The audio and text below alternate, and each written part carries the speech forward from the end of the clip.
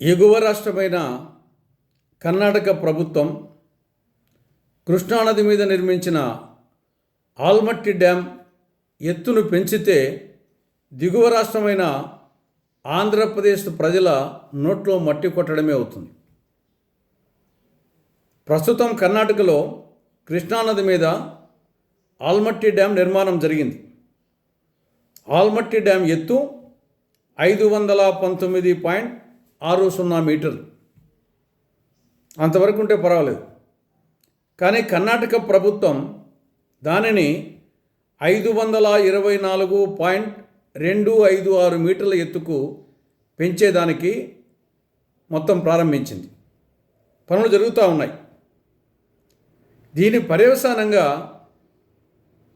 ప్రస్తుతం ఉన్నటువంటి నీటి నిల్వ సామర్థ్యము 129.72 టీఎంసీల నుంచి ఒక్కసారి 279.72 టీఎంసీలకు పెరుగుతుంది. అంటే 150 టీఎంసీలు అదనంగా అక్కడనే నిల్వ ఉండిపోతాయి కృష్ణా జలాలు.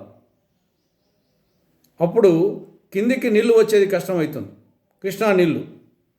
పర్యవసానంగా దిగువ రాష్ట్రమైన తెలంగాణ, ఆంధ్రప్రదేశ్ రెండు నష్టపోతాయి.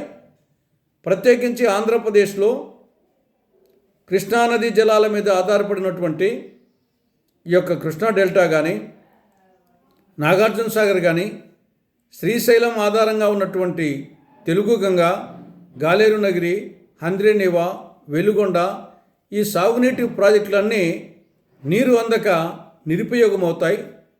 ఆంధ్రప్రదేశ్ ఒక మాటలో చెప్పాలంటే ఎడారి అవుతుంది. అంతటి ప్రమాదం జరగబోతూ ఉంది. ఇప్పటికే కర్ణాటక ప్రభుత్వం పునరావాసం కోసం, భూసేకరణ కోసం 87,818 కోట్లు మంజూరు చేసింది. అంటే ఎంత స్పీడ్గా చేయాలని ప్రయత్నం చేస్తున్నారో దీన్ని బట్టి అర్థమవుతుంది. అదేవిధంగా తెలంగాణ ప్రభుత్వం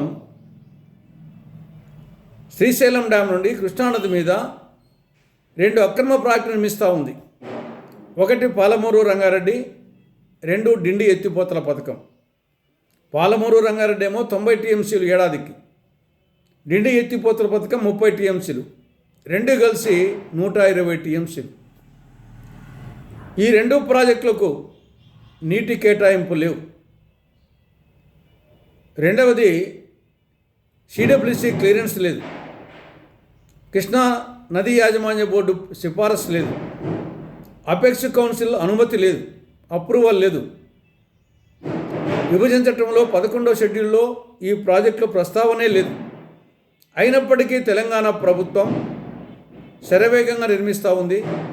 ఇప్పటికే 35,000 కోట్ల రూపాయలు ఈ 2 ప్రాజెక్టుల మీద పెట్టుబడి పెట్టింది. కాబట్టి అటు పైన ఆల్మట్టి ఎత్తు పెంచి ఇటు పాలమూరు రంగారెడ్డి ప్రాజెక్టు పూర్తి అయిపోతే ఇంకా దిగువ రాష్ట్రమైన ఆంధ్రప్రదేశ్ కంప్లీట్గా ఎడారి. సాగునీరు లేదు, త్రాగునీరు లేదు, పరిశ్రమలకు నీరు లేదు. మొత్తం తారెడారి కంటే అధ్వానంగా తయారయ్యే పరిస్థితి వచ్చింది. కాబట్టి ఆంధ్రప్రదేశ్ ప్రభుత్వం తీవ్రంగా ఆలోచించాల్సిన సమయం ఇది.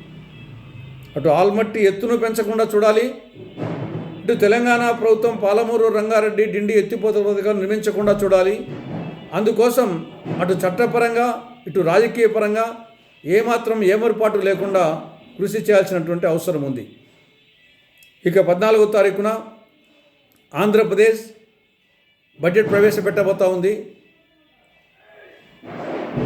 గతంలో కాంగ్రెస్ ప్రభుత్వాలు వ్యవసాయ రంగానికి, సాగునీటి రంగానికి, అనుబంధ రంగాలకు బడ్జెట్లో ఎక్కువ నిధులు కేటాయించి ఖర్చు చేసే తత్పర్యవసానంగా వ్యవసాయము పండుగానే వాతావరణం ఉండేది. సాగునీటి ప్రాజెక్టులు అటు శ్రీశైలం కానీ, నాగార్జున సాగర్ కానీ, ప్రకాశం బ్యారేజ్ కానీ, ధవళేశ్వరం బ్యారేజ్ కానీ ఇవన్నీ పూర్తి కావడమే కాకుండా పులిచింతల, తెలుగుగంగ, గాలేరు నగిరి, హంద్రీనివా, వెలుగొండ ఇటువంటి ప్రాజెక్టులో సింహభాగం పూర్తయినాయి. కానీ తర్వాత వచ్చిన తెలుగుదేశం, వైకాపా కూటమి ప్రభుత్వాలు వ్యవసాయము, అనుబంధ రంగాలను, సాగునీటి రంగాలకు బడ్జెట్ కేటాయింపులు తగ్గిస్తున్న కారణంగా వ్యవసాయము కుంటుపడింది, వ్యవసాయము దండుగానే వాతావరణం వచ్చింది, వ్యవసాయం గిట్టుబాటు కావడం లేదు, రైతుల అప్పులోబిలో కూరుకుపోతున్నారు, ఆత్మహత్యలు చేసుకుంటున్నారు, సాగునీటి ప్రాజెక్టులు నత్తనడక సాగుతూ ఉన్నాయి. కనీసం ఈ సంవత్సరం 2026-27 ఆర్థిక సంవత్సరంలోనైనా సరే టోటల్ బడ్జెట్లో కనీసం 25% వ్యవసాయము, అనుబంధ రంగాలు, సాగునీటి రంగానికి కేటాయించాలి. అంటే దాదాపు 87,000 కోట్ల రూపాయలు కేటాయించాలని కాంగ్రెస్ పార్టీ రాష్ట్ర ప్రభుత్వానికి సూచిస్తూ ఉంది.